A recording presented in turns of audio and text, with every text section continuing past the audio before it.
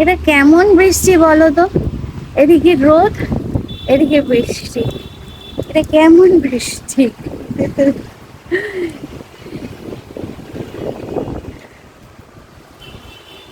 আজকে অনেকদিন পর ভিজলাম। সারা সপ্তাহ এত কাজের চাপ, নিজের জন্য একটুও সময় বার করতে পারি না। খুব ভালো লাগছে। দেখো, ঋতু চামড়া যে, এদিকে রোদ, এদিকে বৃষ্টি।